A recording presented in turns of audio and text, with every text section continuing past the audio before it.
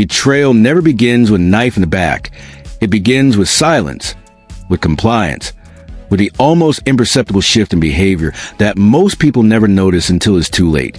Because betrayal rarely comes in the form of loud rebellion. Instead, it comes in whispers, in agreement, in the disguise of friendship and loyalty. And if there was anyone who understood this brutal reality of human behavior better than most, it was Niccolo Machiavelli, the Florentine diplomat and strategist, who spent his life watching power rise and collapse, who saw rulers depose not because their enemies were stronger, but because their allies turned against them when the moment was most advantageous. Machiavelli did not study betrayal as a tragedy. He studied it as a mechanism, an unavoidable function of power, something as predictable as gravity if you're cold enough to recognize the patterns, because betrayal is never random. It always follows a sequence, a rhythm, a process. And once you understand those signs, you're no longer a victim of betrayal, you are its master. In this article, we will go deeper into 3 behavioral indicators that Machiavelli believed reveal betrayal before it happens. 3 patterns that, if you train yourself to see them, can prevent you from being blindsided in politics, in business, in friendships, and even in your closest relationships. Because as Machiavelli wrote, betrayal does not come from enemies. It comes from those who sit at your table, from those who know your weaknesses, from those you once trusted with your life. Sign 1. Shadow obedience, the silence that smiles. Machiavelli observed that when people are conquered, demoted, or forced into submission, they rarely reveal their true resentment immediately. Instead, they bow, they smile, they obey, but their obedience is only temporary, only a mask, only a strategy until they have rebuilt enough strength to strike back.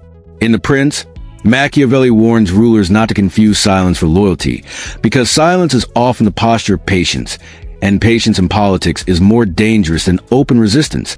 For the man who resists openly can be crushed, but the man who waits silently has time to study your weaknesses, to calculate the moment when you are most distracted, most vulnerable, and least prepared.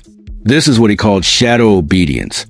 When someone who once challenged you suddenly becomes agreeable, when a colleague who used to argue stops offering any new ideas, when a friend who once debated you now only nods and echoes your words, when the partner who used to bring their own perspective suddenly withdraws into silence and lets you leave without friction.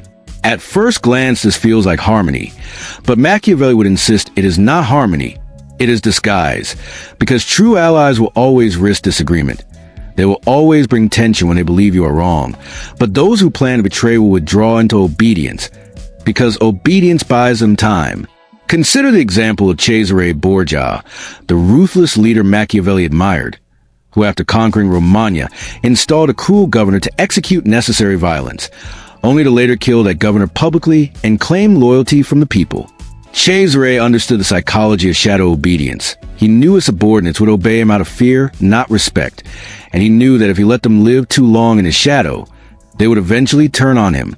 So, how does this manifest in your world? It shows up as a team member who no longer pushes back on your ideas, the friend who no longer calls you out when you drift off course, the business partner who has gone from proactive to passive. And while it may feel like peace, Machiavelli would tell you it is a calm before the strike. The test, according to Machiavelli, is disruption. Introduce a sudden shift, make a decision that forces adaptation, and watch carefully. If someone is truly loyal, they will challenge you, they will push back, they will question, because their loyalty is rooted in principle. But if someone is practicing shadow obedience, they will hesitate, they will stumble, they will reveal that their compliance was not alignment but calculation. Sign 2. Overcommunication without clarity. The flood of words that hide emptiness. Another behavior Machiavelli dissected was a tendency of conspirators to overcommunicate, to stay close, to praise excessively, to flatter without end, and yet never reveal their actual position, never take risks, never commit themselves to clear action. In Discourses on Livy, he explains that real loyalty is shown in plain speech, in directness, in a willingness to disagree even when it costs something, but betrayal is concealed in long speeches, in vague affirmations, in constant praise that feels empty the moment you examine it closely. This is the second warning sign: overcommunication without clarity. The person who texts you constantly but avoids any real accountability.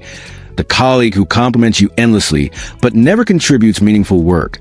The partner who floods you with attention but sidesteps every serious discussion about the future. Machiavelli recognized that such behavior was not support, but surveillance.